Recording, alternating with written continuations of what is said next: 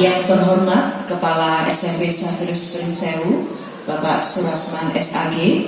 Yang terhormat Bapak Ibu Guru Hebat SMP Xaverius Pringsewu, selamat pagi. Selamat pagi. Tabik pun. Ya, Bu. Puji Tuhan, hari ini kita berkumpul dalam keadaan yang sehat, dalam suasana yang cerah, untuk bersama-sama kita bersama dengan Bapak Yohanes Diki Suprapto, CGP Angkatan 7 Kabupaten Pringsewu, dalam acara berbagi pengalaman budaya positif di sekolah.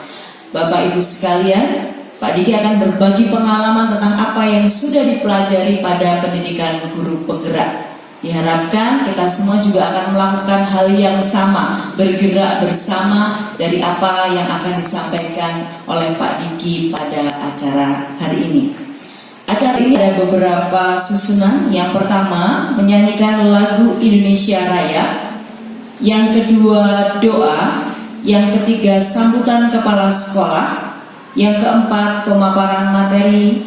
Yang kelima adalah penutup.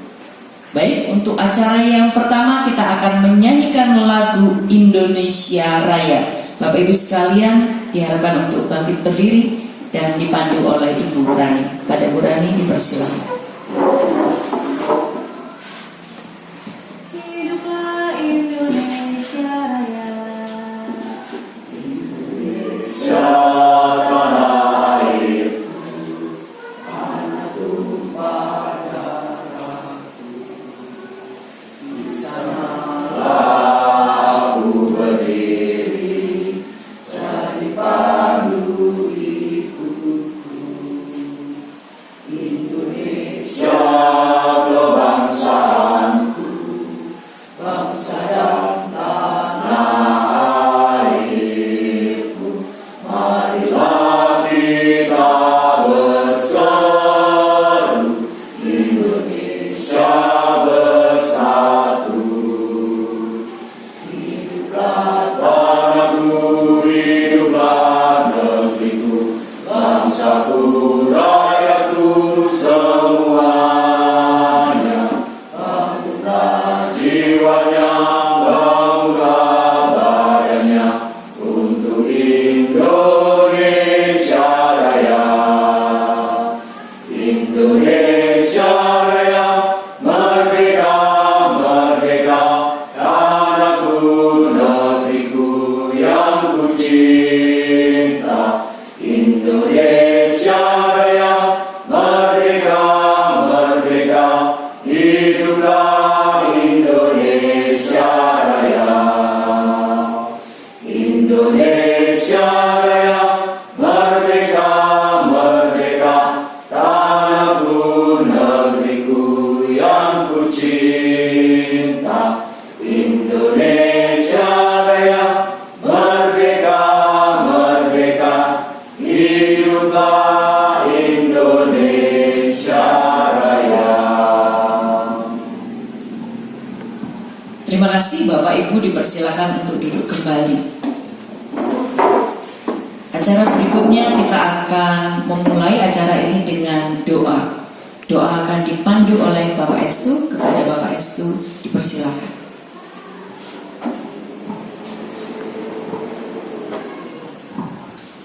Mari Bapak Ibu, sebelum kita mengawali acara kita bersatu di dalam doa.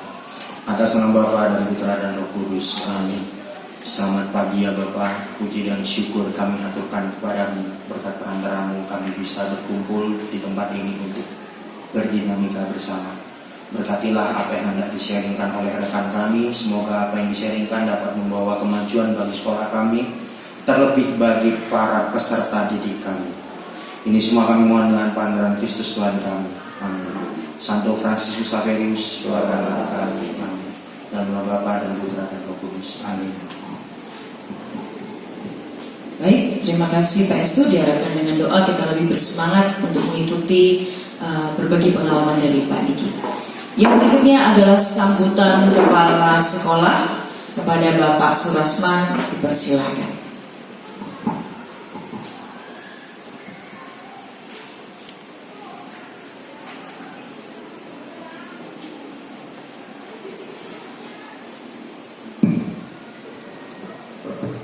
Baik, terima kasih atas waktunya. Bapak Ibu sekalian, selamat pagi. Selamat pagi. Tapi pun, marilah pertama-tama kita panjatkan puji syukur kehadirat Tuhan Yang Maha Esa. Atas rahmat-Nya kita pada hari ini diberi kesehatan, diberi keselamatan, sehingga kita bisa berkumpul di tempat ini untuk teman kita, saudara kita, teman sejawat Bapak Yohanes Diki Suprapto yang akan menyampaikan berbagi pengalaman budaya positif di sekolah sebagai peserta CGP Angkatan 7 Kabupaten Pringsewu. Di hari yang baik ini kita memang meluangkan waktu yang khusus untuk mendukung teman kita supaya di dalam proses menjalankan tugas sebagai kepesertaan calon guru penggerak, teman kita ini sungguh dapat memiliki semangat, daya juang yang tinggi, sehingga dalam tugas-tugasnya, menyelesaikan tugas-tugasnya bisa dapat terlaksana dengan baik, dan pada akhirnya nanti kita doakan, kita dukung, kita temani supaya sungguh dalam waktu yang memang diberikan pada waktunya nanti teman kita Saudara Yohanes Diki Suprapto dapat menyelesaikan pembelajaran, pendidikan atau proses di dalam menjadi guru penggerak yang memang baik sekali. Pemerintah telah menyelenggarakan kegiatan ini terbuka untuk siapa saja, guru, pendidik, asalkan itu memenuhi syarat. Pada hari ini modul 1.4 budaya positif di sekolah akan dibagikan ke kita semua, sehingga apa yang sudah dipelajari oleh teman kita kena imbasnya, sehingga kita bisa mempraktekkan dalam kehidupan di sekolah kita budaya-budaya positif di sekolah kita. Kalau ataupun budaya positif sudah ada, kita perkuat penguatan budaya-budaya positif. Ada banyak budaya positif yang sudah sebagian kita lakukan, sebagian mungkin baru akan kita lakukan. Baik, saya kira untuk mengefektifkan dan efisiensi waktu, saya kira mari kita dukung dan coba kita dengarkan pengalaman berbagi budaya positif dari Pak Diki sebagai CGP Angkatan 7, sehingga ini sungguh menginspirasi kita hari ini dan hari berikutnya. Nanti pada saatnya setelah Pak Diki, kalau memang ada pembukaan pendaftaran CGP lain, silakan generasi berikutnya untuk mendaftar supaya semakin banyak guru penggerak di sekolah kita. Dan harapannya dengan banyak guru penggerak, sekolah kita, terlebih anak didik kita, sungguh dapat berkembang secara maksimal, sehingga pribadi mereka sungguh berkembang dan masa depan mereka sungguh-sungguh dapat meraih masa depan yang cerah untuk bangsa dan negara.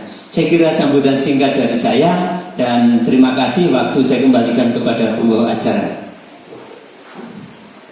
Baik, terima kasih Bapak Kepala Sekolah yang sudah memberikan dukungan kepada kita semua, terutama kepada Bapak Yohanes Diki Suprapto untuk acara pada hari ini, dan mengharapkan kepada rekan-rekan untuk mendaftar pada angkatan berikutnya.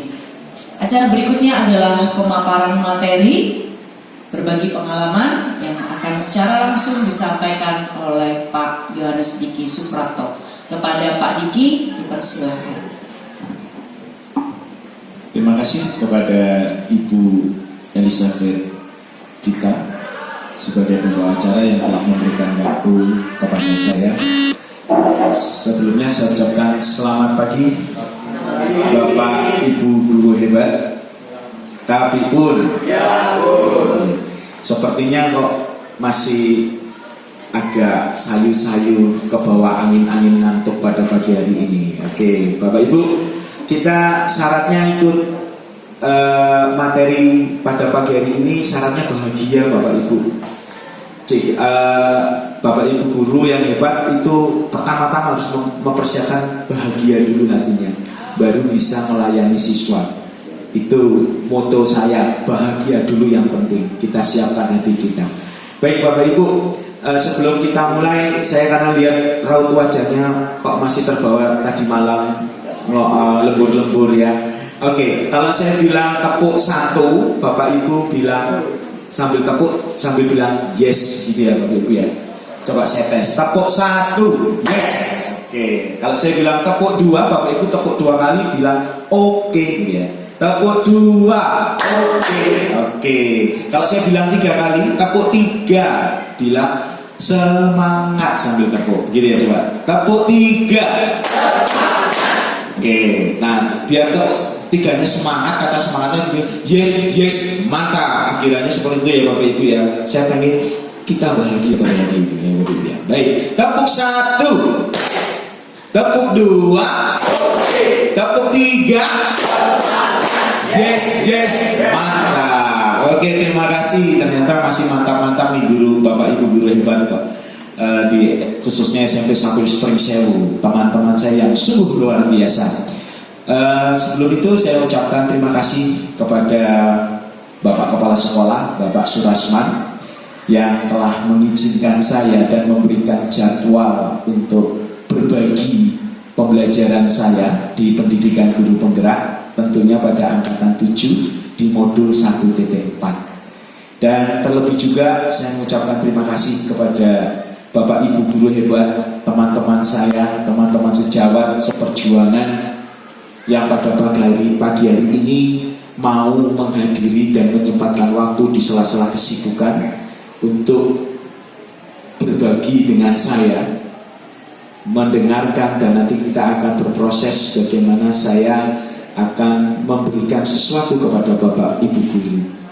Dari awal akan saya sampaikan, semoga pengalaman saya bisa membawa perubahan, walaupun memang kita sudah berubah dalam kurikulum K13 kemarin untuk paradigma pendidikan itu bagaimana Bapak Ibu sudah mengerti. Nanti kita akan gali kembali, kita merefleksikan ulang apa yang sudah kita lakukan dan apa yang belum nanti kita lakukan. Nah, dalam program guru penggerak itu banyak sekali pengalaman, walaupun saya baru mempelajari satu modul ada 4 submodul kalau nggak salah. Kalau ada Pak Juna dan Bu Vita sudah katam. Nah, tepuk tangan dulu Pak Juna dan Bu Vita. Mohon izin, saya akan menyampaikan sesuatu, nanti kalau ada yang salah dikoreksi. Begitu ya Bu Vita dan Pak Juna sebagai angkatan 2 di Kabupaten Pringsewu. Dan yang lain, Bapak Ibu, sungguh percaya, waktu itu saya pertama-tama mengikuti guru penggerak, melihat jadwalnya sungguh luar biasa. Saya sempat down dalam perjalanan di modul 1.1. 1.2 saya down. Saya sampai berpikir negatif, ini buat apa ini?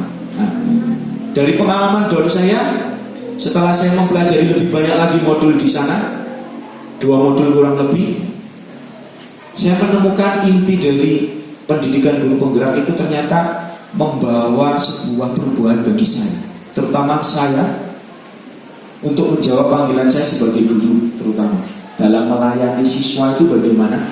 Nah, dalam pendidikan guru penggerak saya tersentuh di situ. Ada satu modul yang memang menjadikan membangkitkan roh saya sebagai pendidik untuk bersemangat lagi melayani siswa dalam menuntun siswa untuk mendapatkan keberhasilan dan kebahagiaan dan keselamatan untuk mereka. Nah, pada kesempatan ini Bapak Ibu, saya akan berbagi budaya positif yang sudah saya lakukan, tapi sebelum itu saya akan memaparkan beberapa materi. Nah, tujuan kegiatan kita pada pagi hari ini nanti sampai siang mungkin, yang pertama adalah berbagi pengalaman dan pembelajaran mengenai filosofi pendidikan Gajah Dewantara dan budaya positif di sekolah, dengan harapan bisa menyamakan persepsi bagi kita semua yang hadir di sini dalam menanamkan budaya positif di lingkungan sekolah oleh para rekan guru, yaitu kita semuanya yang ada di sini. Itu harapannya untuk kegiatan kita pada pagi hari ini. Nah, Bapak Ibu guru, kalau kita mengajar di kelas, tentunya kan hal yang pertama mengapresiasikan anak-anak. Lalu supaya kegiatan kita dari awal hingga akhir bisa tertib, bisa berjalan dengan lancar, tentunya kita juga membuat sebuah kesepakatan untuk 60 sampai 80 menit ke depan.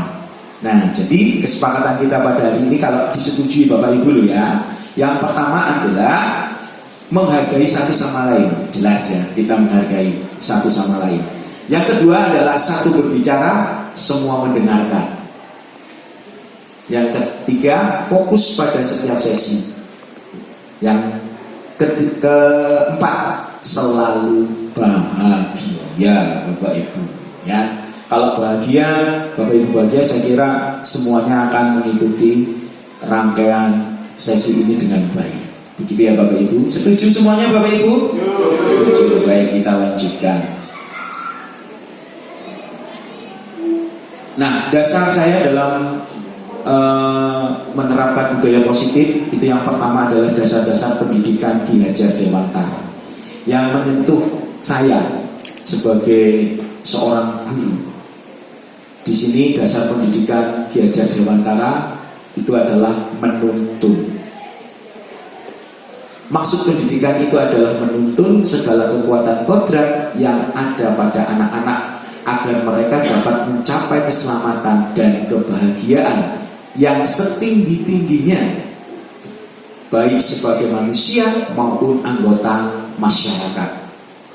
Oke, pendidikan itu hanya dapat menuntut tumbuh atau hidupnya kekuatan kodrat yang ada pada anak-anak agar dapat memperbaiki lakunya, hidup dan tumbuhnya kekuatan kodrat anak.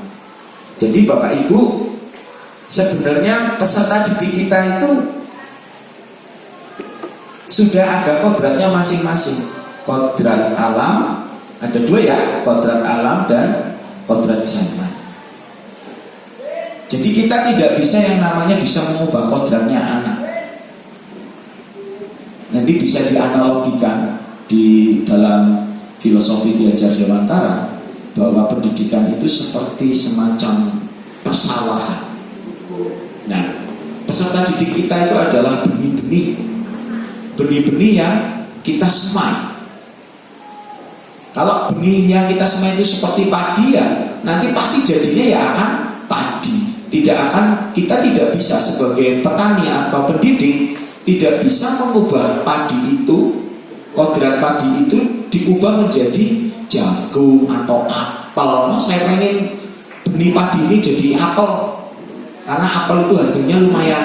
Itu ya nggak bisa Bapak Ibu. Peserta didik ya nanti jadinya peserta didik. Lakunya, nah itu yang nanti akan kita tuntun perilaku peserta didik dalam meraih keselamatan dan kebahagiaan yang setinggi-tingginya. Itu Ki Hajar Dewantara, dan itu dasar menuntun. Nah, dasar menuntun yang sekarang kita kenal sebagai trilogi pendidikan Bapak Ibu. Trilogi pendidikan yaitu yang pertama adalah Ingarso Sumpulodo, Ingmadyo Mangun Karso, Tuwuri Handayani. Itu trilogi pendidikan dasar menuntun Ki Hajar Dewantara.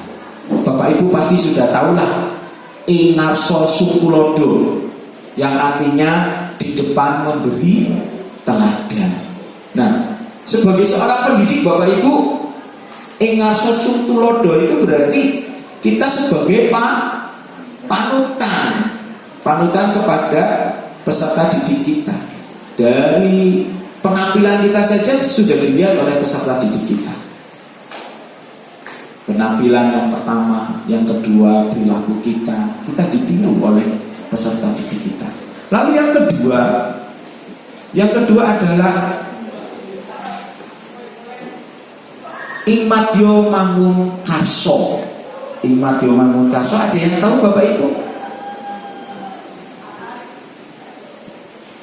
Kalau tadi di depan sebagai panutan, ini sekarang ing madya. Ing madya itu berarti tengah kali. Tengah memberikan semangat atau membangun keinginan. Keinginan untuk apa dalam pendidikan itu, ya. Dalam hal ini pemberian motivasi.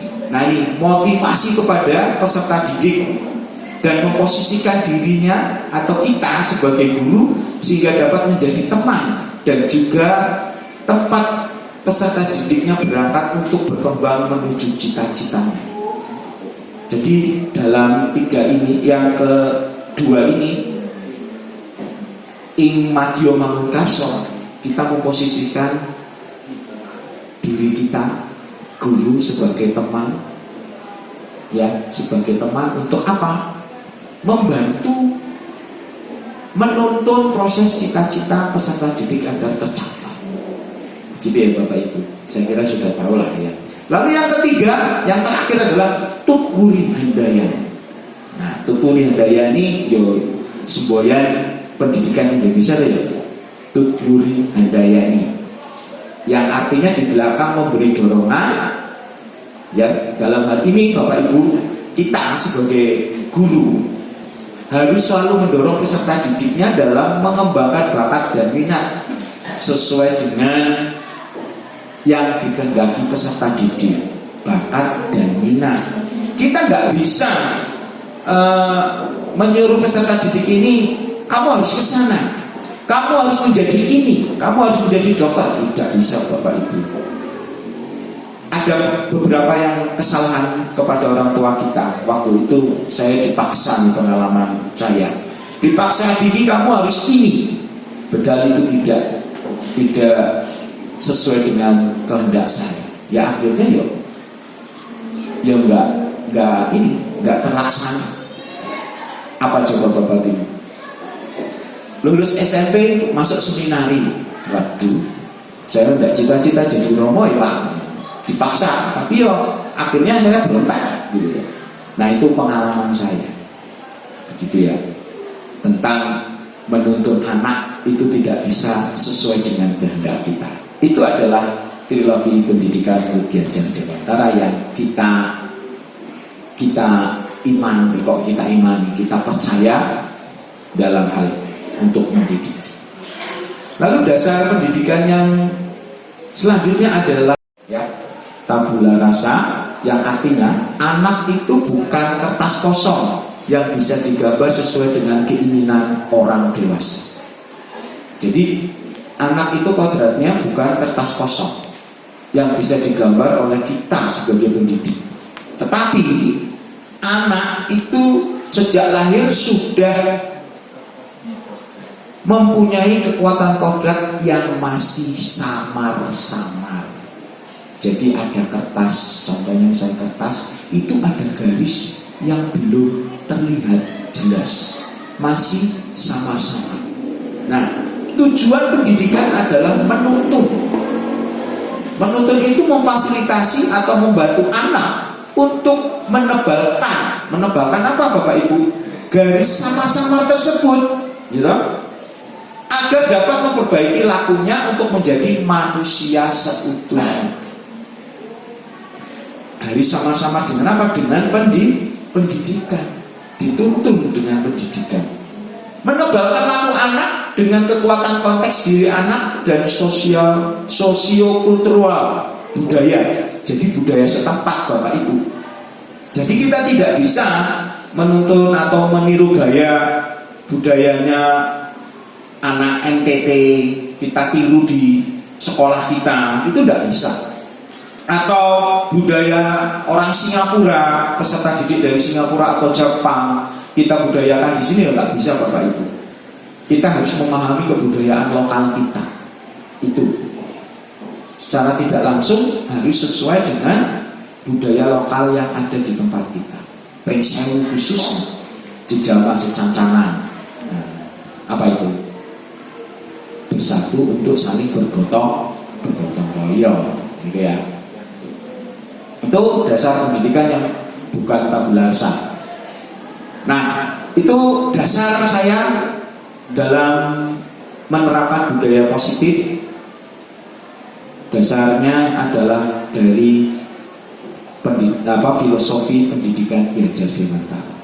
Nah, dari dasar tersebut Bapak Ibu, saya tergugah ternyata menjadi seorang pendidik itu ya memang apa yang sudah dipikirkan oleh Bapak pendidikan kita sungguh luar biasa. Pemikiran yang begitu hebat yang selama ini mungkin kita abaikan. Tetapi kalau kita dalami, ternyata itu yang benar. Nah, pada kali ini saya akan berbagi tentang kegiatan saya mempelajari modul 1.4 yaitu budaya positif. Yang pertama nanti ini dalam modul itu ada 6 pembahasan. Yang pertama, perubahan paradigma atau stimulus respon lawan dari teori kontrol. Lalu yang kedua, arti disiplin dan 3 motivasi perilaku manusia. Subbab yang ketiga, keyakinan kelas atau hukuman dan penghargaan. Keyakinan kelas, hukuman dan penghargaan. Lalu yang kelima, posisi kontrol sebagai seorang pendidik. Yang keenam, segitiga restitusi. Oke, untuk Bu Vita dan Pak Juna ini pasti udah hafal. Nanti kalau misalnya lupa dan saya lupa, tolong diingatkan ya Bu Vita dan Pak Juna. Oke, baik. Itu nanti yang akan kita pelajari, kita bahas bersama-sama Bapak Ibu. Baik, Bapak Ibu. Kegiatan yang pertama akan saya awali perubahan paradigma. Paradigma apa toh? Paradigma untuk menuntun peserta didik. Paradigma pendidikan. Ini ada sebuah permainan Bapak Ibu.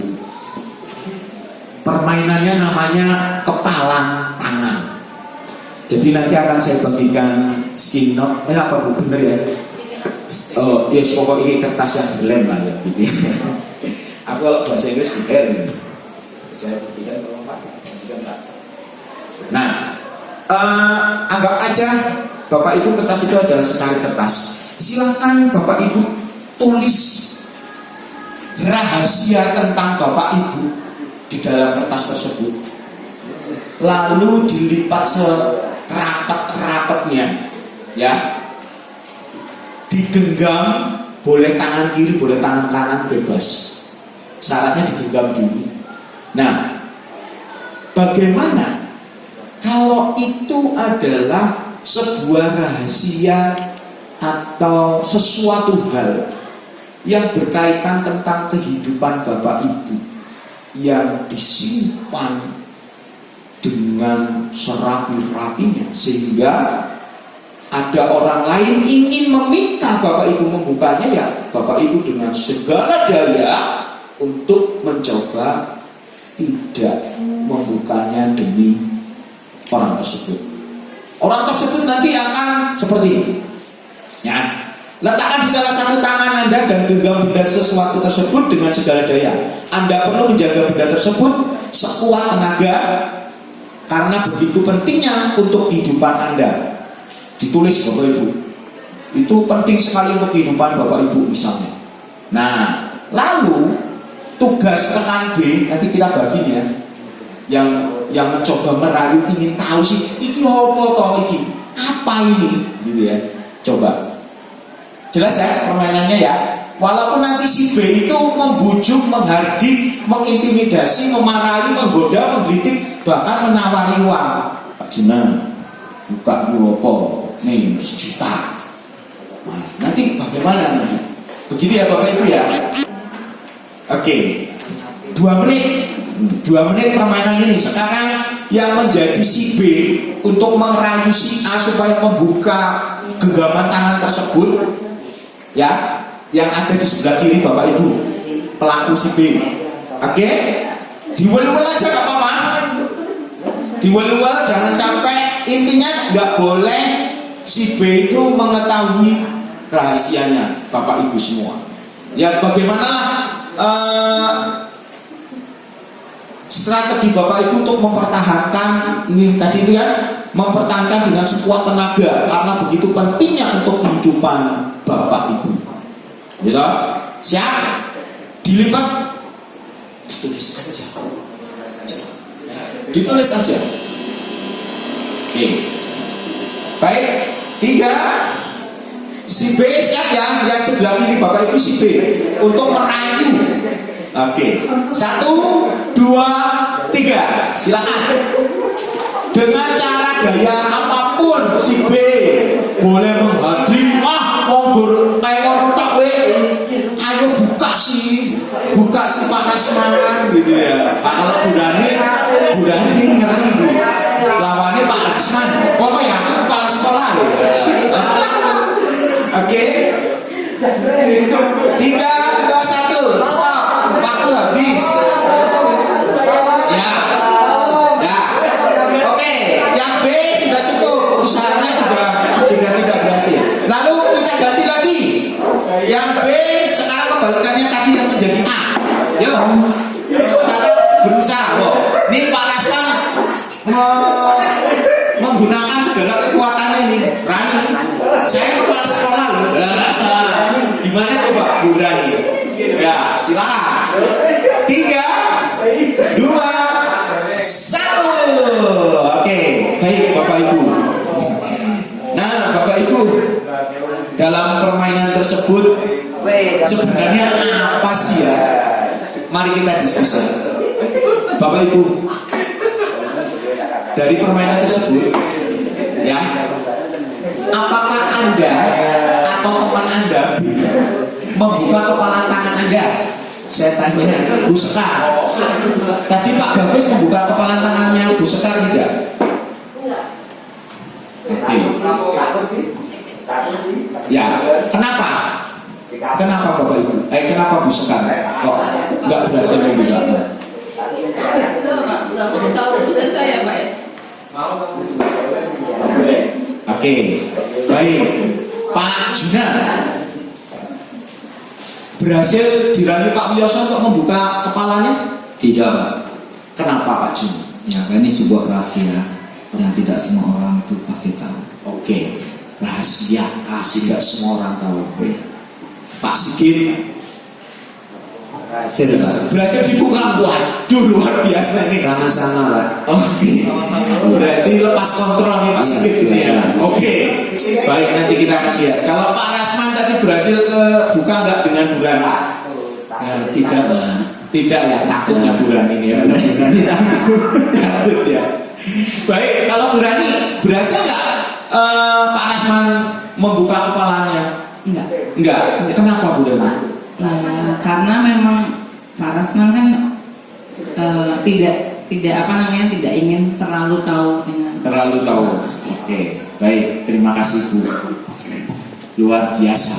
Nah, tadi sudah mengapa apa alasan Anda membuka kepalan tangan atau tidak membuka kepalan tangan sudah ya. Lalu yang kedua Bapak Ibu.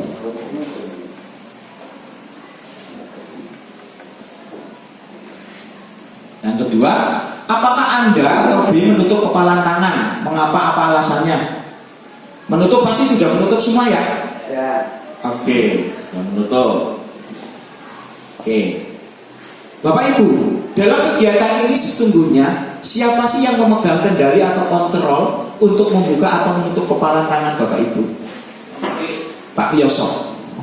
Siapa sih yang memegang kendali atau kontrol untuk membuka dan menutup tangan Bapak Ibu? Ia adalah diri sendiri atau pemilik rahasia itu. Oke, diri sendiri memegang kendali atau kontrol. Ya, bisa tawari kepala sekolah lah gelem. nggak mau ya. Ya karena ya itu yang bisa mengendalikan. Oke, baik ya Bapak Ibu ya. Jadi yang memegang kendali atau kontrol dalam diri kita itu adalah kita sendiri Bapak Ibu. Walaupun kita bersandingan dengan orang yang mempunyai jabatan misalnya Pak Rasman gitu, ya, saya kepala sekolah, buka Bu, nanti saya SP dulu. Kalau kita pendiriannya teguh, ya kan? Ya, kita hanya kontrol diri kita, yang kontrol, begitu ya.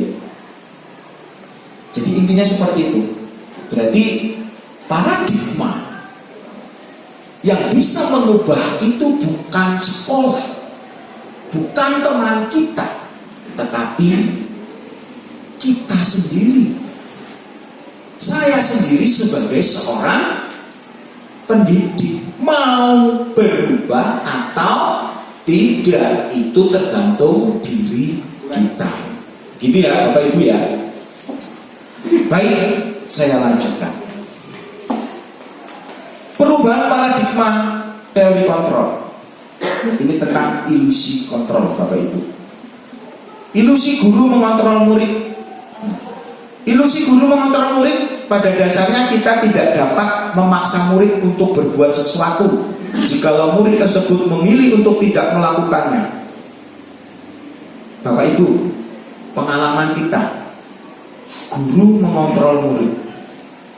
Sebenarnya itu murid tidak mau dikontrol Bapak Ibu. Dia pengen mengontrol dirinya sendiri. Tetapi karena apa? Mungkin kita berandai, loh saya itu guru, masa saya mendiamkan murid saya seperti itu, didiamkan. Nah, apa nanti yang akan terjadi Bapak Ibu? Di depan kita, murid yang kita kontrol itu ya begitu, enggak ya Pak, tetapi dalam dirinya dia Bapak Ibu, dia berberontak. Makanya pengalaman saya itu sebelum saya mengikuti kegiatan PGP, waduh ya ternyata saya salah ya. Saya sering ngontrol peserta didik, kamu harus ini, kok kamu begini sih, kamu sudah ini loh, tanpa kesadaran. Itu Bapak Ibu. Lalu yang kedua, ilusi bahwa semua penguatan positif. Waduh, baterai loh. Sebentar ya Bapak Ibu.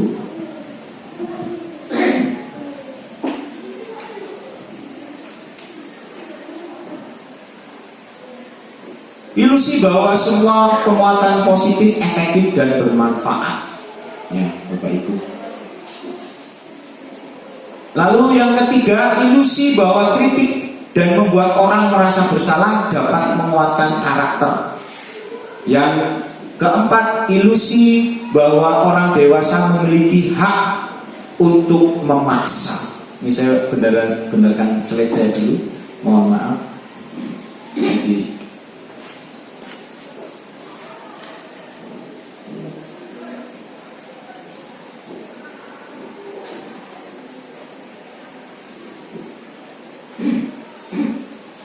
baik, ilusi bahwa semua penguatan positif efektif dan bermanfaat. Efektif dan bermanfaat, kita lihat penguatan positif atau bujukan adalah bentuk-bentuk kontrol. Bujukan untuk belajar lebih baik, belajar untuk menaati peraturan, ya, datang lebih awal, itu merupakan sebuah bentuk kontrol, ya. Segala usaha untuk mempengaruhi murid agar mengulangi suatu perilaku tertentu adalah suatu usaha untuk mengontrol murid tersebut. Dalam jangka waktu tertentu, kemungkinan murid tersebut akan menyadarinya dan mencoba untuk menolak bujukan. Jadi kita sering membujuk Bapak Ibu, tapi itu berlaku dalam waktu sebentar. Tapi lama-lama, karena dia tahu posisinya nggak nyaman, gara-gara dibujuk, ayo Pak Bagus, berangkat pagi ya. Nah, ketidaknyamanan itu mereka berontak. Wes, besok saya nggak mau, saya dengerin Pak Diki kayak gitu. Itu salah satunya. Ya, itu. Lalu yang selanjutnya adalah ilusi bahwa kritik membuat orang merasa bersalah. Nah ini, Bapak Ibu, coba kita ingat-ingat kalau kita dikritik orang itu, kalau kita pas hatinya nggak besar, kita merasa bersalah nggak? Ya Pak biasa merasa bersalah ya. Tapi saya yakin yang hadir di sini menerima segala kritik yang sifatnya membangun tentunya ya. Nah kita lihat, ilusi bahwa kritik dapat membuat orang merasa bersalah dapat menguatkan karakter. Menggunakan kritik dan rasa bersalah untuk mengontrol, untuk menuju pada identitas gagal. Kalau kita ngeritik untuk kontrol siswa itu, menuju identitas yang gagal. Ya, baik, kita lanjut. Ilusi bahwa orang dewasa memiliki hak untuk memaksa, kekuatan berarti. Seorang dewasa, saya bisa mengontrol anak kecil, harus seperti ini. Itu sebenarnya tidak bisa. Itu tentang ilusi kontrol, Bapak Ibu. Kita lanjut. Nah, ini perubahan paradigma stimulus respon atau teori kontrol. Bisakah kita mengontrol seseorang?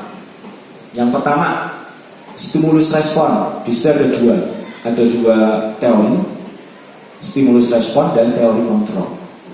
Stimulus respon, kita mencoba mengubah agar berpandangan sama dengan kita. Kita mencoba orang agar berpandangan sama dengan kita. Saya ini sekarang akan mencoba mengubah atau memberikan pandangan saya biar sama dengan pandangan Bapak Ibu, yaitu tentang paradigma pendidikan yang baru. Nah, untuk teori kontrol, kita bisa memahami pandangan orang lain tentang dunia. Jadi tidak ada paksaan. Itu di dalam teori kontrol.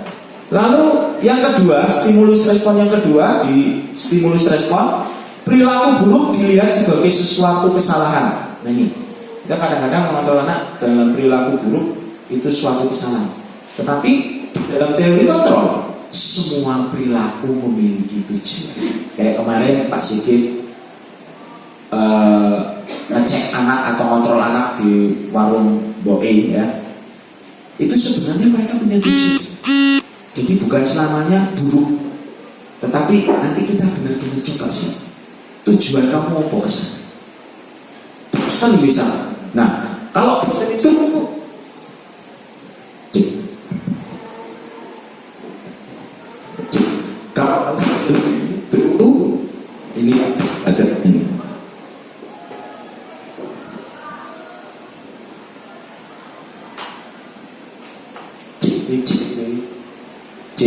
Baik, kalau bosan itu berarti kita melihat kegiatan kita itu kok ada beberapa anak yang bosan. Nah, berarti perlu dilihat kembali. Itu seperti itu. Dalam arti kegiatan-kegiatan yang sudah kita laksanakan, kalau misalnya ada anak yang bosan sampai segitunya meninggalkan tanpa keterangan, ya berarti kita harus melihat kembali, evaluasi ulang kegiatan tersebut. Lalu, orang lain bisa mengontrol saya. Itu stimulus respon. Kalau teori kontrol, Anda tidak bisa mengontrol orang lain. Contoh kayak tadi, dalam permainan genggaman tangan, rahasia. Bapak Ibu yang bertugas sebagai untuk kontrol supaya bisa membuka kan tidak bisa. Karena posisi kontrol diri adalah kita yang mengontrol, bukan orang lain. Lalu pemaksaan ada pada saat bujukan gagal. Jadi paksa, ayo buka orang lain. Misalnya, ya. Kalau kita dalam mulai misalnya, bujukan kita gagal. Akhirnya lihat pasal 1 ayat 1 apa? Guru selalu benar gitu ya katanya ya. Dengan segala upaya ancaman ya supaya bujukan itu bisa berhasil. Tapi kalau dalam teori kontrol Bapak Ibu, kolaborasi dan konsensus menciptakan pilihan-pilihan baru. Jadi kalau cara kita gagal satu, ya kita yuk kolaborasi dengan anak tersebut. Maunya bagaimana? Maunya belajarnya bagaimana? Pemahaman materinya bagaimana? Kita harus tahu itu. Jadi kita tidak boleh memaksakan ya, kalau dalam teori kontrol. Lalu stimulus yang selanjutnya adalah model berpikir menang kalah. Kalau stimulus respon. Tapi kalau teori kontrol, ya harus menang. Tidak ada yang kalah. Kalau salah satu ya salah semua. Kalah satu ya kalah semua. Kalau dalam teori kontrol menang ya menang. Bagaimana mengupayakan semuanya menang. Nah, persepsi kita Bapak Ibu dalam menerapkan budaya positif, bila kita kaitkan dengan posisi kontrol ini, berarti ayo kita samakan persepsi kita. yaitu perubahan dalam diri kita sendiri dulu. Kita samakan, yaitu datang dari dalam diri kita. Nah, apakah budaya positif berkaitan dengan kedisiplinan, Bapak Ibu? Budaya positif berkaitan dengan kedisiplinan. Berkaitan tidak, Bapak Ibu? Pak Bagus? Oke, berkaitan. Ya, tentunya berkaitan. Budaya positif berkaitan dengan sebuah kedisiplinan, tetapi kedisiplinan itu beda dengan menaati peraturan nanti. Budaya positif memberikan hal-hal yang positif kepada lingkungan sekolah, itu nanti akan dilihat secara berbeda. Ya, kita lihat bersama-sama. Oke, apa makna disiplin? Bapak Ibu, makna disiplin ketika mendengar kata disiplin, apa yang terbayang di dalam benak kita, dalam pikiran kita? Pasti itu dikaitkan dengan tata tertib, teratur dan kepatuhan pada peraturan. Sekolah mempunyai peraturan, dan peraturan itu harus ditaati oleh seluruh warga sekolah. Datang tepat waktu. Nah, ini misalnya dengar kata-kata itu seperti itu, Bapak Ibu, kalau kita bangun kesiangan gimana? Nyaman nggak? Kalau ada peraturan datang tepat waktu, terus kita bangunnya kesiangan atau ada urusan tertentu, kira-kira nyaman nggak sih Bapak Ibu mendengar kata-kata itu? Nyaman nggak Pak Jina? Kurang nyaman ya? Rasanya gimana gitu ya? Gitu ya? Atau waduh nggak enak sama Pak Rasman, saya sering datang terlambat dan sebagainya. Atau nggak enak, rasa ketidaknyamanan, gitu ya. Nah, kepatuhan peraturan. Nah, kata disiplin juga sering dihubungkan dengan hukuman, Bapak Ibu. Sering dikaitkan dengan hukuman. Kalau kamu melanggar, nah, hukumannya opo? Datang terlambat. Kalau saya dulu, waktu saya mengajar di sini pertama kali, saking sakleknya, ya, kalau ada siswa yang terlambat, hukumannya apa? Nggak usah WC. Dulu, kalau sekarang saya ngikut PDP, ora, itu salah. Ya, kamu push up 10 kali karena datang terlambat, nggak boleh. Ya, kamu lari lapangan, ya tergantung konsekuensinya. Nah, dalam budaya kita Bapak Ibu, maka kata disiplin dimaknai menjadi sesuatu yang dilakukan seseorang pada orang lain untuk mendapatkan kepatuhan. Kita cenderung menghubungkan kata disiplin dengan ketidaknyamanan. Gitu. Kita menghindari ketidaknyamanan, ya uslah, aku tak datang lebih pagi karena nggak enak dengan Pak Rasman sebagai kepala sekolah. Aku mau bekerja, tapi ada alasannya ketidaknyamanan itu. Jadi tidak lahir tidak termotivasi dalam diri kita sendiri. Nah, disiplin itu bukan dengan apa yang kita hargai atau pencapaian suatu tujuan mulia. Kalau kita sudah tidak nyaman, berarti kita mengingkari itu. Tidak datang dari dalam diri kita sendiri. Nah, Bapak Ibu, Bapak pendidikan kita, Ki Hajar Dewantara menyatakan bahwa di mana ada kemerdekaan, disitulah harus ada disiplin yang kuat. Sungguh pun disiplin itu bersifat self-disiplin, yaitu kita sendiri yang mewajibkan kita dengan sekeras-kerasnya. Tetapi itu sama saja, sebab jikalau tidak cakap melakukan self-disiplin, wajiblah penguasa lain mendisiplinkan kita. Dan peraturan demikian itulah harus ada di dalam suasana yang merdeka. Jadi kedisiplinan itu harus dihadirkan di dalam diri kita sendiri, bukan menghindari ketidaknyamanan. Begitu ya Bapak Ibu ya. Itu tentang disiplin. Nah, lalu ada teori motivasi perilaku manusia. Ada 3 untuk kita berdisiplin. Ini sebenarnya ada 3 ini. Yang pertama, untuk menghindari ketidaknyamanan atau hukuman, baru kita mau disiplin. Apa yang akan terjadi apabila saya tidak melakukannya?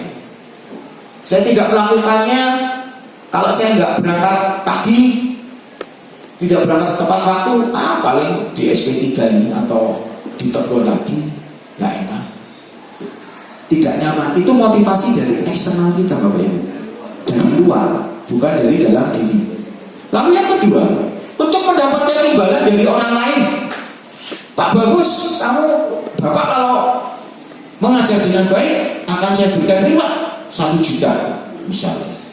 Woi, semangat Pak Bagus. Tapi kalau nggak ada itu, ya nggak ada semangatnya sama sekali. Opo, orangnya opo. Itu motivasi eksternal lagi, karena ada rempeyek di balik udang, ada udang di balik batu. Sesuatu motivasi kalau diberi baru mau. Lalu yang ketiga, Bapak Ibu, ini lihat, untuk menghargai diri sendiri menjadi insan sesuai harapan kita. Saya akan menjadi orang seperti apa bila saya melakukannya. Inilah 3 motivasi yang ketiga ini yang perlu kita kembangkan dalam diri kita. Karena ini hadir dalam internal tujuan disiplin positif, yaitu dalam diri kita sendiri. Menaati peraturan ya dari dalam diri kita sendiri. Datang tepat waktu ya dari diri kita sendiri, bukan dari orang lain. Karena kewajiban kita sebagai pendidik yaitu utamanya, ya mohon maaf istilahnya, kalau kita tidak seperti itu, yuk kita bersama. Saya masih ingat, kita itu bagaikan tubuh, Bapak Ibu, dalam pendidikan ini, terutama di sekolah kita, di komunitas kita. Satu sakit, semua merasa sakit. Satu salah, semua merasa salah. Tidak ada yang ngomong kayak yang sakit endasnya aja, nggak mungkin. Saya kan bagian kaki, nggak bakalan sakit. Enggak, Bapak Ibu. Itu saya masih ingat Pak Nyono, pensiunan kita pada waktu itu seperti itu. Itu sungguh luar biasa, Bapak Ibu. Nah itu motivasi yang ketiga akan kita coba kembangkan mulai hari ini dan seterusnya. Oke. Nah, Bapak Ibu, tadi ada kata-kata merdeka dalam disiplin. Sebenarnya menurut Ki Hajar Dewantara, merdeka itu artinya tidak hanya terlepas dari perintah, akan tetapi juga cakap buat memerintah diri sendiri. Cakap memerintah diri sendiri. Jadi jangan apa-apa diperintah. Misalnya untuk melengkapi kompetensi pribadi kita sebagai seorang pendidik, ada webinar misalnya tentang penguatan kompetensi kita. Seperti Ki Hajar Dewantara, bahwa kita itu merdeka, kita mau belajar apa saja bisa. Kita nggak usah harus disuruh oleh kepala sekolah. Pak Diki, itu ada webinar tentang kurikulum merdeka belajar, ayo diikuti. Padahal itu kebutuhan kita, Bapak Ibu. Ya, tadinya sih saya ikut CGP itu keterpaksaan, yayasan yang ngomong. Tapi lambat laun, ternyata ini selebihnya akan meningkatkan kompetensi pribadi saya, khususnya dalam mendidik seorang pendidik. Banyak sekali Bapak Ibu yang kegiatan yang luar biasa. Ya walaupun itu memakan waktu, tetapi hasilnya luar biasa Bapak Ibu. Ya, itu tentang merdeka menurut Ki Hajar Dewantara. Nah, Bapak Ibu, dalam pengaplikasian budaya positif di sekolah itu ada beberapa. Yang pertama, kegiatannya adalah lingkungan positif, keyakinan kelas, dan peraturan kelas. Ada beberapa kategori itu. Nah, keyakinan kelas, hukuman, dan penghargaan. Kita melihat satu-satu. Mengapa tidak peraturan saja? Mengapa harus keyakinan kelas? Bapak Ibu, kita semua mempunyai keyakinan. Iman kita iman Katolik. Kita punya keyakinan bahwa kita Tuhan kita mau menyelamatkan kita, membawa kita ke dalam keselamatan, menembus dosa-dosa kita. Makanya kita percaya dan kita yakin itu. Makanya kita takut dengan Tuhan untuk berbuat dosa. Nah, kalau kita implementasikan kepada diri peserta didik, kalau dalam satu kelas itu mempunyai keyakinan yang bisa diyakini setiap warga kelas, itu pasti akan berjalan dengan lancar. Karena mereka keyakinan itu yang akan mereka junjung. Contohnya misalnya Bapak Ibu, mengapa kita memiliki peraturan harus menggunakan helm bila mengendarai kendaraan roda 2? Tentunya ada tujuan. Itu untuk apa Bapak Ibu? Keamanan dan keselamatan. Lalu, mengapa kita memiliki peraturan 3M? Menggunakan masker, mencuci tangan, dan menjaga jarak 1,5 meter saat kita pandemi kemarin atau sekarang pun masih. Untuk apa? Keselamatan dan apa? Kesehatan toh tentunya ya. Lalu yang ketiga, mengapa kita memiliki peraturan harus datang tepat waktu pada saat mengikuti pelatihan? Datang tepat waktu saat mengikuti pelatihan atau menghadiri atau berangkat kerja. Kenapa sih sebenarnya? Ya, apa? Saya datang tepat waktu, teman-teman juga datang tepat waktu. Seandainya saya datang tidak tepat waktu, berarti saya panggil sama teman-teman saya. Ya, apa Pak Cina? Tidak menghargai orang lain. Oke, berarti kalau datang tepat waktu, menghargai waktu, ya Pak Bagus menghargai orang lain dan menghargai diri sendiri. Itu seperti itu. Nah, untuk mendukung motivasi intrinsik, kembali ke nilai-nilai atau keyakinan-keyakinan, lebih menggerakkan seseorang dibandingkan mengikuti serangkaian peraturan-peraturan. Itu. Jadi keyakinan kelas Bapak Ibu dibuat bersama warga kelasnya. Ini baru saya nanti kemarin saya praktekkan beberapa bulan yang lalu, saya praktekkan ke kelas 9C. Mereka membuat keyakinan, nanti akan saya di akhir materi ini akan saya bagikan ke Bapak Ibu. Kita lanjut dulu ya Bapak Ibu. Oke. Nah ini saya sekarang akan mau mendengar atau melihat pemahaman Bapak Ibu tentang keyakinan. Yang mana yang merupakan keyakinan kelas? Mengapa Bapak Ibu? Kelompok A apa kelompok B? Bu Rani? Yang keyakinan kelas itu kelompok A apa kelompok B? Silakan Bu Rani.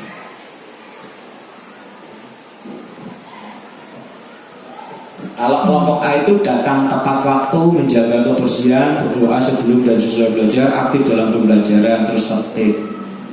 Yang B. Yang B, kenapa Bu B? Yang A, menurut saya itu A juga sangat penting ya. Tapi menurut saya B itu yang paling penting karena di situ dituliskan saling perhatian antara guru dengan murid. Dengan begitu akan tercipta kelas yang nyaman. Oke, sungguh luar biasa. Tepuk tangan untuk Bu Rani. Terima kasih Bu Rani. Sungguh luar biasa. Benar bahwa yang B itu merupakan sebuah keyakinan. Kenapa? Karena dibuat bersama-sama dengan warga kelas itu. Warga kelas itu apa? Guru dan siswa kan? Yang datang dan lahir dari siswa dan guru tersebut. Itulah yang dinamakan keyakinan kelas. Ini ya Bapak Ibu ya. Itu. Pak Juna dan Bu Vita sudah pernah mencoba. Oke. Lanjut ya Bapak Ibu. Oke. Nah sekarang nih uji lagi, kita mengevaluasi dulu Pak Diki. Ini tentang peraturan. Peraturan terus apakah ini peraturan atau apa nanti ya? Keyakinan atau bukan? Yang pertama, selalu kembalikan buku ke tempatnya. Jika kita buat keyakinan atau nilai kebijakan yang kita tuju apa? Nilai apa yang bisa kita ambil dalam peraturan? Selalu kembalikan buku ke tempatnya. Apa Pak Bagus? Tanggung jawab. Oke, coba kita cek apa benar tanggung jawab. Jeng. Ya, terima kasih Pak Bagus. Tepuk tangan. Ya. Tanggung jawab. Lalu dilarang mengganggu orang lain. Pak Sigit, itu termasuk apa? Nilai apa? Berdasarkan nilai kebijakan universal. Dilarang mengganggu orang lain. Apa Pak?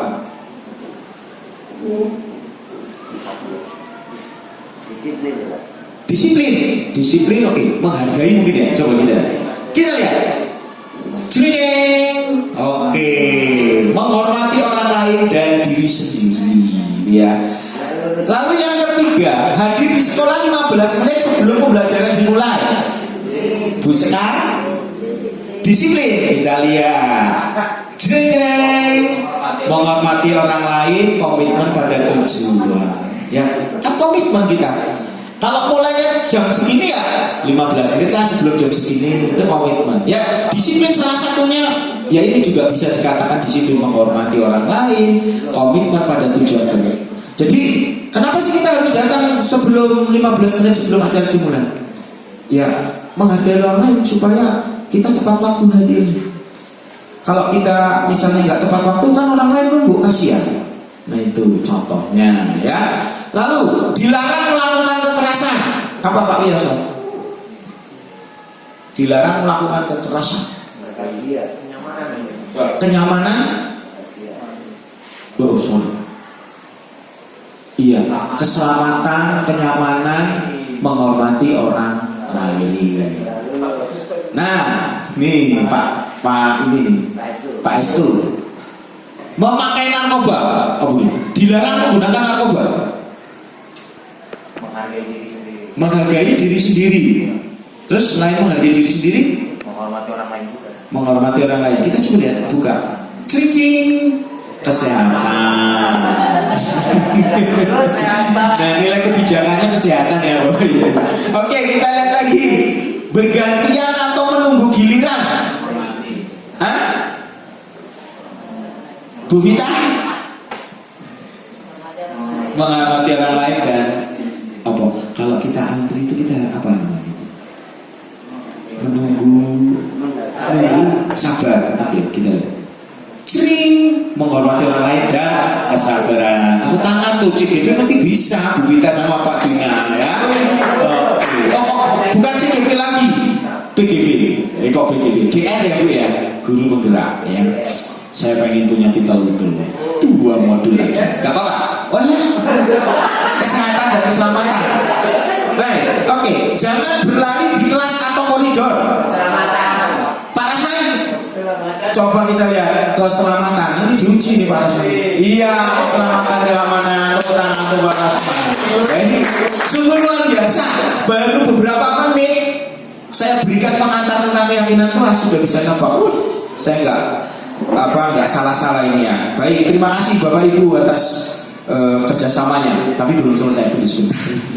Oke Bapak Ibu, dihukum oleh penghargaan. Pengaruh jangka pendek dan jangka panjang. Kenapa sih kok penghargaan itu kok dihukum? Menghukum sebenarnya Bapak Ibu.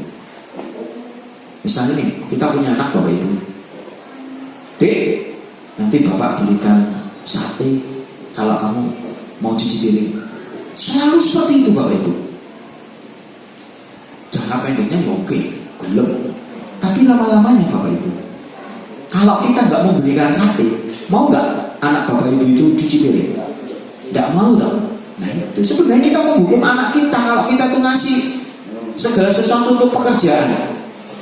Sama seperti kalau kita memberikan reward yang terlalu berlebihan kepada peserta didik kita, ya, rapot misalnya ranking 1, ranking 2, yang tersakiti siapa Bapak Ibu? Yang ranking 2. Apalagi terpaut sedikit 5 poin gitu. Wih, sakit itu ya. Itu dibawa-bawa nanti sampai sepanjang hayat ya. Lalu penghargaan menghukum, yaitu tadi penghargaan mengurangi ketepatan. Kalau kita selalu memberikan sesuatu untuk sebuah pekerjaan, kadang-kadang orang itu kalau kita tidak dikasih kurang tepat kadang-kadang, karena udah melihat motivasinya, walah Pak Juna nggak ngasih ya ngapain gitu ya, kerjanya ngasal nanti itu salah satunya. Lalu penghargaan tidak efektif, ya memang tidak efektif penghargaan itu ya, karena motivasinya sudah ini loh, meminta sesuatu baru mau itu. Lalu penghargaan penghargaan merusak hubungan. Ya, saya akrab dengan Pak Sigit, ya, karena saya ada sesuatu sama Pak Sigit. Ya kembali lagi, ada udang dibeli batu. Ya. Dikit-dikit dia dikasih sesuatu. Kalau nggak dikasih saya malas ya. Sehingga saya bisa ribut sama Pak Sigit. Itu merusak hubungan. Itu salah satu. Nanti mungkin kita lihat kembali. Ya. Untuk sekolah kita hanya memberikan reward tidak berlebihan. Itu sudah sangat bagus. Itu sudah budaya positif yang sudah kita miliki. Ya. Oke, lalu motivasi dari dalam diri sendiri Bapak Ibu kita lihat kembali. Saat orang anak belajar ini, kalau yang tadi penghargaan menghukum, ini Bapak Ibu, saat seorang anak belajar untuk pertama kali menggabungkan huruf-huruf dan kata-kata serta menyadari bahwa ia dapat membaca, timbul pijar di matanya dan sebuah senyum di wajahnya. Anak tersebut begitu gembira bahwa ia telah mempelajari dan menguasai suatu keterampilan baru. Kesadaran akan kemampuannya bahwa dia sudah dapat membaca sesungguhnya sudah merupakan sebuah penghargaan. Jadi timbul rasa senang itu sudah sebuah penghargaan bagi mereka. Kalau kita kasih hadiah, oleh nih bisa baca, kita kasih HP. Salah Bapak Ibu. Jika kita memberikan penghargaan kepada seorang anak pada saat dia sedang merasa bangga dengan pencapaiannya sendiri, maka kita akan mengambil kegembiraan yang saat itu sedang dirasakan secara alami. Karena kita sudah memberikan hadiah, tapi dia tidak bisa menikmati. Oh, ini kebahagiaan yang saya alami. Saya kan bisa sendiri, bukan saya bisa membacanya dari ayah atau ibu. Nah, itu. Jadi tidak perlulah dikasih hadiah. Terus dimotivasi. Itu dari dalam diri sendiri, intrinsik. Nah ini sekarang, ini tentang hukuman. Tindakan guru mencatat 100 kali di dalam buku kalimat saya tidak akan terlambat lagi karena terlambat sekolah. Itu termasuk hukuman atau konsekuensi? Pak Biasa, hukuman atau konsekuensi? Hukuman, kita lihat. Cering, ya benar hukuman. Oke. Lari mengelilingi lapangan basket 2 kali karena terlambat hadir di sekolah. Pak Bagus nih biasanya guru olahraga. Hukuman, kita lihat hukuman. Iya hukuman. Murid diminta untuk push up 15 kali karena tidak menggunakan masker ke sekolah. Hukuman. Cering. Menggantikan kertas tugas teman yang telah dicoret-coret. Konsekuensi, luar biasa. Konsekuensi. Membersihkan tumpahan air di meja tulis karena tersenggol. Konsekuensi. Murid disuruh untuk mengenakan sepatu seharian di sekolah karena tidak mengenakan sepatu hitam. Hukuman. Lari mengelilingi lapangan basket 2 kali karena terlambat 10 menit untuk pelajaran BCOK. Hukuman, masa sih? Konsekuensi dong. Kenapa hukuman? Ya namanya pelajaran olahraga mau di basket, ya kan? Dia telat ikutin latihan basket loh. Kan ada konsekuensinya. Kamu kalau telat lari 10 kali kan ada tujuannya Pak Bagus. Tujuannya apa?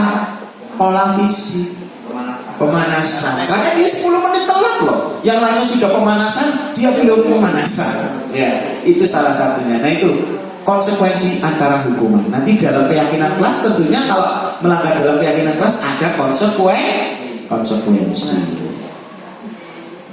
Oke. Nah ini Bapak Ibu perbedaan hukuman dan konsekuensi. Kalau hukuman itu sesuatu yang menyakitkan harus terjadi. Kalau konsekuensi sesuatu harus terjadi. Apabila kita sudah sepakati konsekuensinya, basket karena sudah ada kesepakatan bersama. Itu salah satu contohnya ya.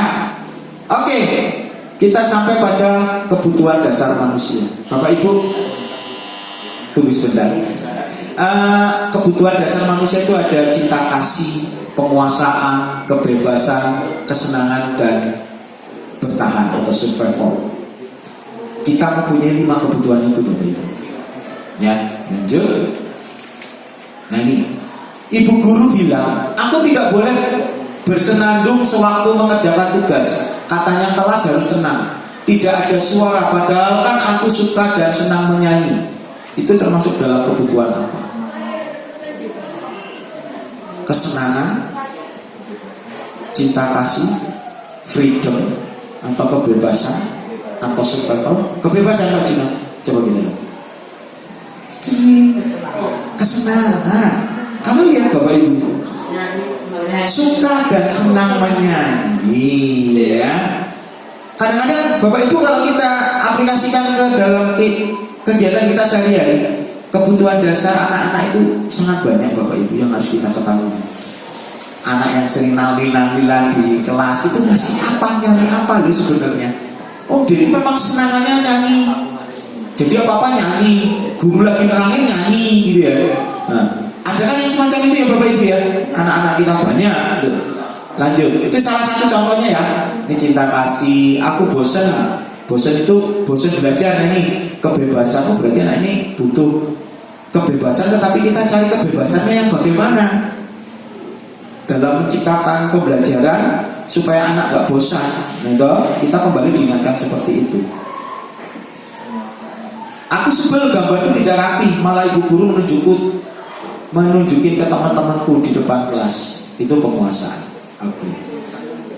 Lalu posisi kontrol Bapak Ibu, kita sebagai seorang guru harus memiliki posisi kontrol. Nanti ada 5 posisi kontrol. Kita sebagai apa di situ? Yang pertama sebagai penghukum. Seorang penghukum bisa menggunakan hukuman fisik maupun verbal.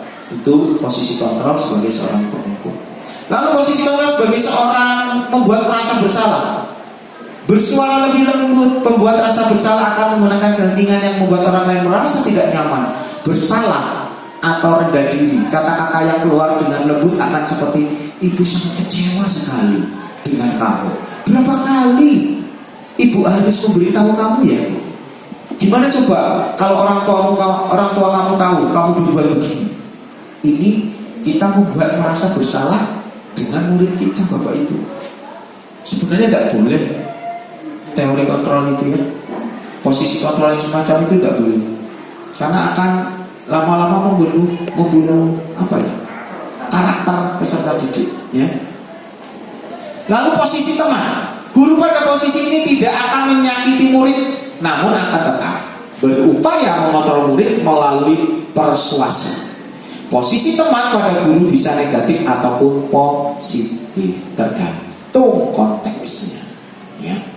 Lalu yang keempat, pemantau. Penanganan siswa berdasarkan sanksi dan konsekuensi, bukan hukuman. Jadi berdasarkan kesepakatan bersama, konsekuensinya apa, dilihat itu terus kalau pemantau. Lalu yang kelima adalah manajer. Mempersilahkan murid bertanggung jawab, mempertanggungjawabkan perilakunya, mendukung murid agar dapat menemukan solusi atas permasalahannya dia sendiri. Inilah Bapak Ibu yang harus kita miliki posisi kontrol sebagai seorang pendidik, yaitu sebagai seorang manajer. Jadi mempersilahkan murid mempertanggungjawabkan perilakunya. Kalau dia datang terlambat, ya kenapa sih kamu datang terlambat? Jadi negosiasi. Nanti akan kita lebih bahas tentang posisi kontrol sebagai seorang manajer. Nah, sekarang yang saya tanyakan, posisi kontrol manakah yang sering Bapak Ibu gunakan? Pernah mencoba posisi kontrol yang kelima seorang manajer? Sebagai teman? Biasanya teman, ketika kata Pak Yosos biasanya teman. Lalu yang selanjutnya, ada yang pernah posisi menghukum? Pernah. Kalau saya pernah Bapak Ibu, waktu belum ikut CGP, sering saya mengontrol itu sebagai posisi penghukum. Ganas itu ternyata saya sampai nangis-nangis Bapak Ibu waktu sesi kegiatan tersebut, karena teringat betapa jahatnya saya kepada para murid. Saya tidak berpihak kepada para murid. Nah, dalam posisi kontrol ini Bapak Ibu, kita tempatkan diri kita adalah berpihak pada murid. Sesalah-salahnya murid, pasti mereka punya tujuan kenapa dia berbuat salah. Sebagai seorang guru berarti kita harus bisa menuntun supaya murid itu supaya tidak salah lagi. Yaitu dengan apa? Menerapkan posisi kontrol sebagai seorang manajer, gitu ya. Lanjut. Oke, ini untuk video pemahaman nanti saya akan bagikan ya. Lalu yang selanjutnya selain posisi kontrol adalah restitusi, Bapak Ibu. Restitusi adalah proses menciptakan kondisi bagi murid untuk memperbaiki kesalahan mereka, sehingga mereka bisa kembali pada kelompok mereka dengan karakter yang lebih kuat, Bapak Ibu. Jadi tidak dihukum dulu, dinegosiasi, divalidasi dan sebagainya. Ditanyakan kenapa, apa tujuan kamu bisa berbuat seperti itu. Itu salah satunya. Ciri-ciri restitusi bukan untuk menebus kesalahan, namun untuk belajar dari kesalahan. Yang kedua, memperbaiki hubungan, tawaran bukan paksaan. Restitusi menuntut untuk melihat ke dalam diri. Restitusi mencari kebutuhan dasar yang mendasari tindakan. Restitusi diri adalah cara yang paling baik untuk memperbaiki diri. Itu salah satu ciri-ciri restitusi. Nah, ini ada segitiga restitusi, ada langkah-langkah, 3 langkah dalam mempraktekkan restitusi. Yang pertama adalah memvalidasi tindakan yang salah. Yang kedua, menstabilitaskan identitas. Yang ketiga adalah menanyakan keyakinan kelas yang ada, yang sudah disepakati bersama. Itu. Misalnya, kamu tentu punya alasan mengapa melakukan itu. Namanya validasi tindakan yang salah. Sudah salah kok malah ditanya, kamu tentunya punya alasan dong untuk mencari bertindak seperti itu. Itu namanya validasi yang salah. Ya. Lagi gabut di sekolah, lagi gabut. Untung aja kamu seperti itu, hanya gabut aja ya, nggak bolos sekolah ya. Nah, itu salah satunya. Lanjut. Untuk membuat murid yang merasa gagal, ini kita akan menstabilitaskan identitas. Untuk membuat murid yang merasa gagal karena berbuat salah menjadi positif terhadap dirinya. Itu salah satunya. Contohnya, guru berkata, berbuat salah itu hal yang manusiawi. Benar nggak Bapak Ibu? Semua orang pasti punya kesalahan karena manusia tidak sempurna. Kalau kamu menyalahkan dirimu sendiri terus-menerus, apakah kamu bersikap baik pada dirimu sendiri? Nah, itu salah satu pertanyaan. Ya. Lalu cara yang tahap yang kedua adalah validasi tindakan yang salah. Membantu murid mengenali basic need atau kebutuhan yang ingin dipenuhinya ketika melakukan kesalahan itu. Kalau kamu terlambat itu kenapa sih? Gitu ya. Oh, saya itu habis main game online sampai larut malam, Pak. Gitu ya. Kamu bisa saja akan melakukan hal yang lebih buruk, tapi kamu tidak melakukannya kan. Hal yang lebih buruk kamu datangnya terlambat. Kalau yang lebih buruk apa? Kamu bisa saja nggak datang, gitu kan? Nah, itu kita kondisikan seperti itu dan sebagainya karena waktu. Lanjut. Lalu menanyakan keyakinan. Murid melihat kesalahannya dihubungkan dengan nilai-nilai kebijakan yang diyakininya, mendasari manusia berinteraksi dengan orang lain. Nah, ini harus didasari. Apa nilai yang kita percaya di kelas yang sudah kita buat, Bapak Ibu? Itu salah satu. Nah, itu sedikit berbagi materi tentang budaya positif, Bapak Ibu ya. Lalu rencana tindakan untuk aksi nyata, bukan rencana, aksi nyata yang sudah saya jalankan. Itu yang pertama, pendahuluannya adalah Ki Hajar Dewantara mengumpamakan sekolah sebagai sebuah ladang tempat persemaian bibit agar bibit bisa berkembang secara maksimal. Maka petani dapat memperbaiki kondisi tanah, memelihara bibit tanaman, memberi pupuk dan sebagainya. Ya, dengan demikian karakter murid tumbuh dengan baik sesuai dengan profil pelajar Pancasila. Itu dasar saya untuk melakukan aksi nyata. Tujuannya menciptakan murid yang merdeka dan disiplin diri yang kuat, menumbuhkan budaya positif di kelas dengan meyakini nilai-nilai kebijakan universal. Peserta didik memiliki kesadaran akan kebersihan kelas. Peserta didik menyadari bahwa lingkungan bersih terdapat jiwa yang sehat. Peserta didik dapat bertanggung jawab dengan keyakinan kelas yang telah disepakati. Itu tujuannya. Lini masa tindakan. rencana yang sudah saya lakukan adalah berdiskusi dengan kepala sekolah mengenai aksi nyata, rencana dan tindakan ini, berdiskusi dengan teman sejawat mengenai kebersihan kelas, menyampaikan materi dan membuat keyakinan kelas bersama peserta didik di kelas 9C tentunya. Lalu menentukan jadwal gotong royong kebersihan lingkungan kelas dan sekitarnya. Ini dukungan yang dibutuhkan yaitu sarana dan prasarana. Yang jelas Bapak Kepala Sekolah pasti mendukung, lalu seluruh warga sekolah. Tolak ukur terciptanya budaya positif di kelas. Saya baru menciptakan budaya positif di kelas 9C. Nanti siapa tahu dari ini Bapak Ibu tergugah atau bisa mengaplikasikan budaya positif di kelas masing-masing. Nanti bisa dibantu oleh saya, dibantu oleh Pak Juna, dan dibantu oleh Bu Vita sebagai yang sudah mempunyai roh guru penggerak. Begitu ya Bapak Ibu ya. Nah, ini adalah foto kegiatan saat saya berdiskusi dengan kepala sekolah mengenai aksi nyata dan rencana tindakan. Ini dengan Bapak Ibu guru saat itu berdiskusi tentang mengenai kebersihan kelas ya. Nah, ini Bapak Ibu penerapan budaya positif yang memang sudah selama ini kita jalankan, kita berikan kepada, kita tanamkan kepada peserta didik kita. Ini sudah terjadi, tetapi ini perlu kita kembangkan lagi, perlu kita olah lagi ya, yaitu melalui sapaan pagi, dilakukan setiap pagi pukul 06.30 sampai dengan 7, dengan tujuan pendidik dapat menyapa peserta didik yang secara langsung sehingga peserta didik merasa diakui keberadaannya sebelum proses pembelajaran dimulai. Jadi kita sudah menyambut Bapak Ibu, selamat pagi anak-anak. Ya walaupun kita dianggap patung kupolo gitu ya, tetapi anak-anak itu sangat senang sekali.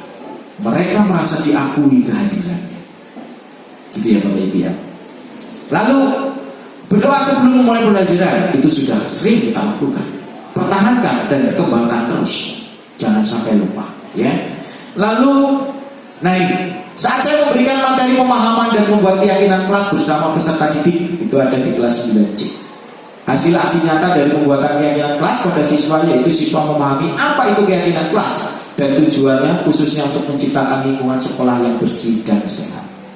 Ini saya saat ini. Lalu kegiatan pembuatan keyakinan kelas, saya bagikan kertas, saya suruh membuat atau curah pendapat tentang keyakinan yang mereka mau berikan kepada kelasnya. Masing-masing berpendapat yang berbeda-beda, lalu disamakan nanti, lalu sehingga disamakan, sehingga didapatlah sebuah keyakinan, yaitu bertanggung jawab, menghargai diri sendiri dan orang lain, menghargai waktu, peduli terhadap lingkungan. Itu yang dihasilkan keyakinan kelas yang ada di kelas 9C.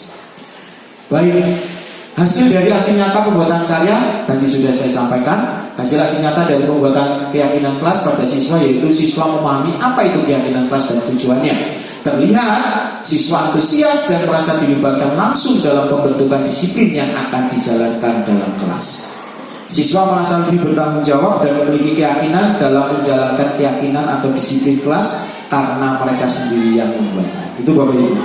Jadi keyakinan beda dengan peraturan. Keyakinan itu siswa yang membuat bersama guru. Itu. Bagaimana jika salah satu siswa ada yang melanggar keyakinan yang telah dibuat? Ini Bu, layanan restitusi. Layanan restitusi dalam menyelesaikan permasalahan memfokuskan peserta didik untuk belajar dari kesalahan, menuntun untuk melihat ke dalam diri, memperbaiki hubungan, serta fokus pada karakter dan solusi. Jadi bukan sebuah konsekuensi, tapi solusi yang terbaik.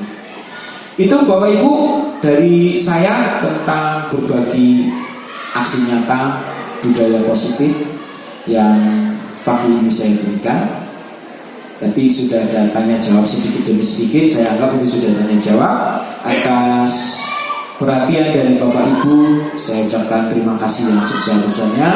Semoga apa yang saya bagikan ini dapat menjadikan inspirasi Bapak Ibu untuk kita bergerak bersama, berubah bersama untuk melayani peserta didik kita dengan berpihak kepada peserta didik. Terima kasih, selamat pagi. Waktu saya kembalikan ke Bu Vita. Baik Bapak Ibu, demikianlah tadi yang disampaikan oleh Pak Diki. Sebuah kata yang menarik bagi saya, berani berbagi tanpa mengurangi. Itu yang dilakukan oleh Pak Diki hari ini, dan sebenarnya juga berguna sekali untuk kita semua.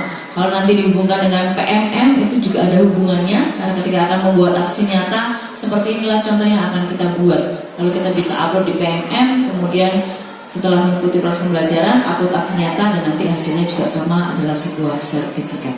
Mungkin juga memotivasi kita semua untuk semakin menjadi pendidik yang tadi digambarkan oleh seorang tokoh yang luar biasa, yaitu Ki Hajar Dewantara. Demikianlah yang disampaikan Pak Diki. Kita akan tutup dengan doa.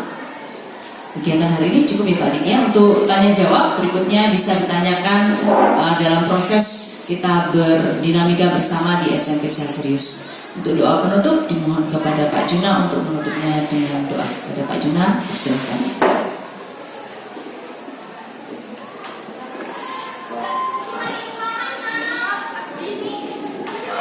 Bapak Ibu, marilah kita akhiri pertemuan ini dengan berdoa.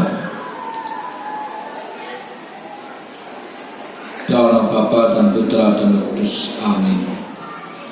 Allah Bapa yang penuh kasih, terima kasih atas segala berkat dan pendampingan-Mu bagi kami selama proses mengikuti kegiatan berbagi pengalaman bersama rekan kami Bapak Yohanes Diki Suprapto dalam mengikuti kegiatan pendidikan guru penggerak angkatan ke-7.